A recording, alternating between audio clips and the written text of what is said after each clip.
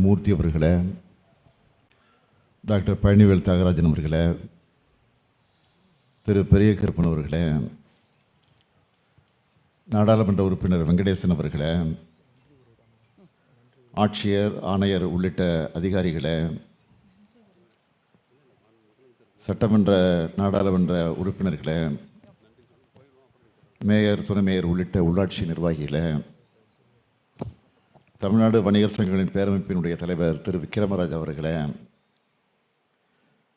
மதுரை தமிழ்நாடு தொழில் வர்த்தக சங்கத்தினுடைய தலைவர் திரு ஜெகதீசன் அவர்களே, செயலாளர் திரு ஸ்ரீதர் அவர்களே, ஆலோசகர் திரு நீதிமோகன் அவர்களே, சங்கத்தினுடைய நிர்வாகிகளே, தொழிலதிபர்களே, பத்திரிகை மற்றும் ஊடகத்துறையை சார்ந்திருக்கக்கூடிய நண்பர்களே, உங்கள் அனைவருக்கும் என்னுடைய அன்பான வணக்கம். வணிகர் சங்கங்களுடைய பேரமைப்பினுடைய மாநில தலைவர் விக்ரமராஜன் அவர்கள் அழைச்சா, எந்த நிகழ்ச்சிக்கு அழைச்சாலும் அதை தட்டாமல் கட்டாயமாக கலந்து கொள்ளக்கூடிய வாய்ப்பை நான் பெறுவதுண்டு. ஏன்னா விக்ரமராஜ் அவர்கள் ஒரு சங்கத்தினுடைய தலைவர் மட்டுமல்ல, வணிகர்களின் நலனுக்காக செயல்படுகிற ஒரு தோழர் மட்டுமல்ல, இந்த பொறுப்புகளை எல்லாம் கடந்து நம்ம திராவிட மாடல் அரசோட நல்லெண்ண தூதுவராக செயல்பட்டு கொண்டிருக்கிறார். ஏற்கனவே தமிழ்நாடு தொழில் வர்த்தக சங்கத்தினுடைய பவள விழாவில்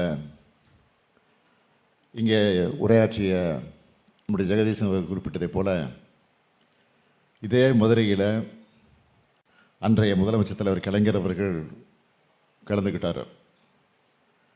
அவரே சொன்னார், தலைவர் கலைஞர் அவர்கள் பிறந்த ஆண்டும் இந்த அமைப்பும் உருவான ஆண்டும் ஒரே ஆண்டு தான் என்று. ஆக அவருடைய நூற்றாண்டில் தமிழ்நாடு தொழில் வர்த்தக சங்க நூற்றாண்டு நிறைவு விழாக்கானது. அதுக்காக நான் முதல்ல என்னுடைய வாழ்த்துக்களையும் பாராட்டுக்களையும் நான் தெரிவித்துக் கொள்ள விரும்புகிறேன். நம்ம திராவிட மாடல் அரசை பொறுத்த வரைக்கும் வணிகர்களுக்கு ஆதரவாக உங்கள் நலனுக்கு செய்து வரக்கூடிய பணிகள் எல்லாம் உங்களுக்கு நன்றாக தெரியும். அதேபோல் நம்முடைய அரசினுடைய முயற்சிக்கெல்லாம் நீங்கள் துணையாக இருக்கிற அமைப்பாக நீங்கள் இருக்கீங்க. நீங்கள் ஆற்றி வரக்கூடிய பணிகள் எல்லாம் பாராட்டுக்குரியது. 5500 உறுப்பினர்கள், 250 இணைப்பு சங்கங்கள்னு இந்தியாவில் பெரிய வணிக அமைப்பாக இருக்கிற நீங்கள் வணிக நலனுக்காகவும் சமுதாய நலனுக்காகவும் மிகவும் சிறப்பாக செயல்பட்டு கொண்டிருக்கிறீங்க. சமச்சீரான எல்லாருக்கும் எல்லாம் என்ற அடிப்படையிலான நம்ம அரசோட பயணத்தில் வணிக பெருமக்களான உங்களோட ஆதரவு மிக மிக முக்கியம். எங்கள் முயற்சிகளுக்கு எப்போவும் நீங்கள் துணையாக இருப்பீங்க என்ற நம்பிக்கை எனக்கு நிரம்ப இருக்குது. அதே போல் உங்களுடைய வளர்ச்சிக்கும் நம்ம அரசு எப்பவும் துணையாக இருக்கும்னு நான் இந்த நேரத்தில் சொல்லிக்கொள்ள விரும்புகிறேன். நீண்ட நேரம் பேசுவதற்கு வாய்ப்பு இல்லை. காரணம், நான் உடனடியாக விமானத்தை பிடித்து சென்னைக்கு செல்ல வேண்டிய அவசியத்துக்கு ஆளாக்கப்பட்டிருக்கிறேன். இந்த நிகழ்ச்சியை கூட நம்முடைய விக்ரமராஜ் அவர்கள் அழைக்கிற போது, நீங்கள் உள்ளெல்லாம் வர வேண்டாம், இப்படி வந்து தலையை காட்டிட்டு போனால் போதும் அப்படின்னு சொல்லி தான் அழைச்சாங்க. அவர் எப்போ அப்படி தான் பண்ணுவார். அதே போல் தான் இப்போவும் பண்ணியிருக்கிறாரு. வந்த உடனே நேரம் உள்ளே அழைச்சிட்டு வந்துட்டார், மேடையில் உட்கார வச்சுட்டாரு, மைக்கில் பேச வச்சுட்டாரு. அதனால் அதிகம் நல்லா பேச வாய்ப்பு இல்லை, நேரம் இல்லை. இருந்தாலும் எப்போ அப்படி தான் பண்ணுவார். அதே போல் தான் இப்போவும் பண்ணியிருக்கிறாரு. வந்த உடனே நேரம் உள்ளே அழைச்சிட்டு வந்துட்டார், மேடையில் உட்கார வச்சுட்டாரு, மைக்கில் பேச வச்சுட்டாரு. அதனால் அதிகம் நல்லா பேச வாய்ப்பு இல்லை, நேரம் இல்லை. இருந்தாலும் இன்றைக்கு உங்கள் நிகழ்ச்சிகளை கலந்து கொண்டிருப்பது உள்ளபடியே நான் பெருமைப்படுகிறேன், மகிழ்ச்சி அடைகிறேன்.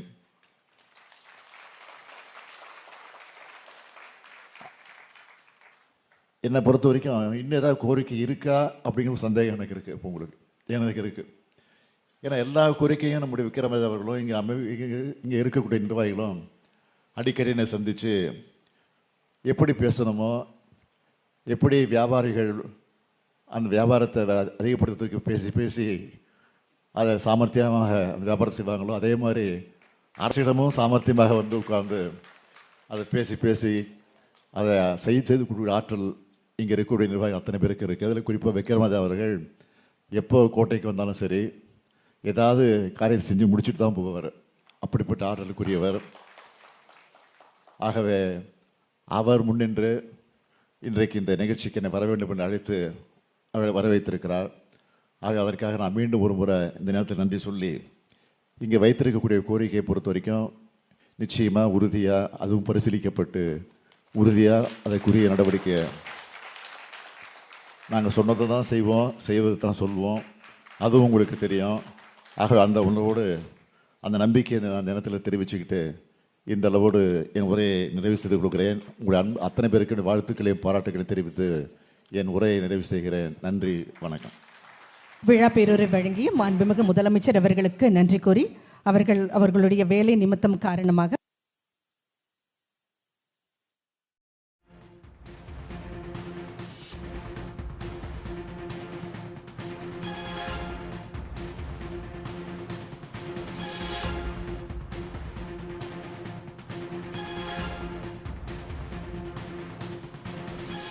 தமிழ்நாடு தொழில் வர்த்தக சங்கத்தின் 100ஆண்டு நிறைவு விழாவில் முதலமைச்சர் மு.க.ஸ்டாலின் உரை நிகழ்த்தினார். மதுரையில் தமிழ்நாடு தொழில் வர்த்தக சங்கத்தின் 100வது ஆண்டு நிறைவு விழா நடைபெற்றது. உடனுக்குடன் செய்திகளை தெரிந்து கொள்ள சன் நியூஸ் பெல் ஐகானை கிளிக் பண்ணுங்க.